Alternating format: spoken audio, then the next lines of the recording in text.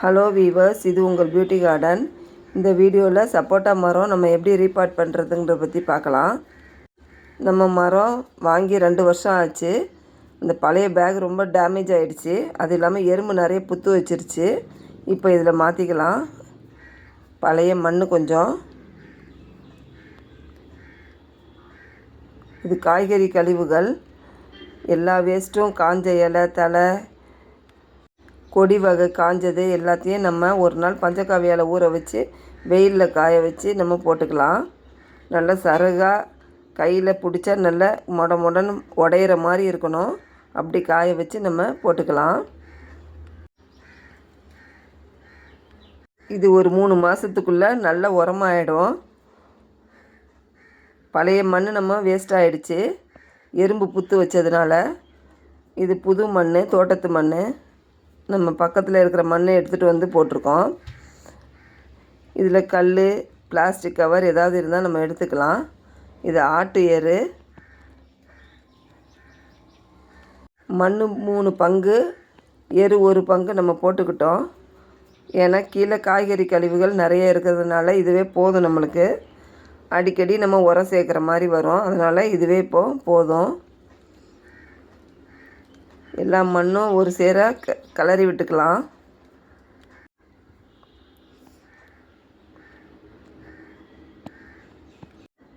பழைய மண்ணில் எறும்பு புத்து வச்சு மண்ணெல்லாம் வேஸ்ட்டாக போயிடுச்சு. வேரும் கொஞ்சம் கொஞ்சம் நம்மளுக்கு அடி வாங்கிருச்சு. அதனால் அந்த மண்ணெல்லாம் நம்ம தூர போட்டுட்டோம். இப்போ இது புது மண் தான் நம்ம யூஸ் பண்ணுறோம்.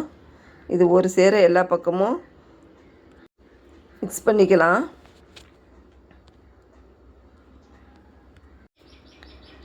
இப்போ இதில் கொஞ்சம் வேப்ப முன்னாக்கு கலந்துக்கலாம். வேப்ப முன்னாக்கு புழு, பூச்சிகள், எறும்புகள் எது இருந்தாலும் அது நம்மளுக்கு போயிடும். அதனால் வேப்ப முன்னாக்கு கொஞ்சம் நம்ம சேர்த்துக்கணும். வேர்ப்புழு இருந்தாலும் அது அழிச்சிடும். கொஞ்சம் உயிர் உரமும் நம்ம சேர்த்துக்க போகிறோம். இது 6 வகையான உயிர் உரங்கள் எல்லாத்தையும் ஒன்றா சேர்த்துக்கலாம்.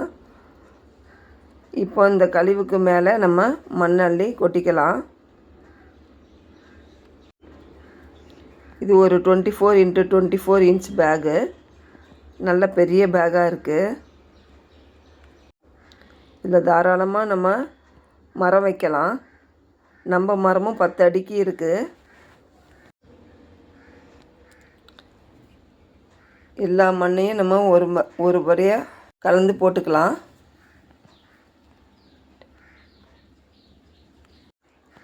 ஒரு பாதி பேக் நிரப்பிக்கிட்டால் போதும். அப்புறம் நம்ம கொஞ்சம் கொஞ்சமாக மண், எரு எல்லாமே சேர்த்தா கரெக்டாக வரும். இப்போவே நம்ம ஃபுல்லாக மண் எடுத்துக்கிட்டோன்னா மண் டைட்டாகிடும். நம்ம கொஞ்சம் கொஞ்சமாக கிளறி விட்டு நம்ம அப்பப்போ சேர்த்துக்கலாம். இப்போ இதில் மரத்தை வச்சிடலாம். பாருங்கள் வேர் எப்படி இருக்குன்னு. வேரெல்லாம் ஃபுல்லாக கழுவிட்டு நம்ம போடுறோம். ஏன்னா எறும்பு நிறைய பாதிச்சிருச்சு. அதுக்கு மேலே நம்ம மண் கொட்டிக்கலாம். வேர் தெரியாத வரைக்கும் நம்ம கொட்டிக்கணும்.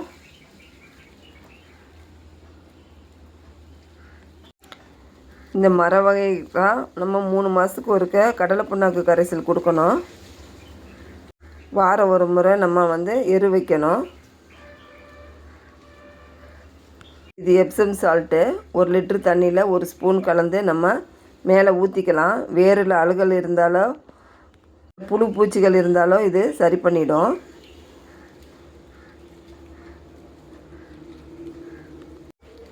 இந்த மரத்தில் உள்ள காயெல்லாம் நிறைய கொட்டிடுச்சு. நிறைய பிஞ்சு இருந்தது, கொட்டிடுச்சு. பரவாயில்ல, நம்ம இன்னொரு தடவை வளர்த்துக்கலாம். இந்த மரத்தை எப்படி நம்ம செழிப்பாக கொண்டு வர்றதுங்கிறதா நம்மளுக்கு சவால். பாருங்கள், இது மாதிரி நிறைய பிஞ்சு இருந்தது, கொட்டிடுச்சு. ஒரு மாதத்துக்குள்ளேயே நம்ம புது தளிர் வர வச்சிடலாம். 10 அடிக்கு மேலே இருக்குதுங்க இந்த மரம். 3 மாதத்துக்குள்ளே இது காய் வர ஆரம்பிச்சிருச்சு. இது 3ஆவது வருஷம்.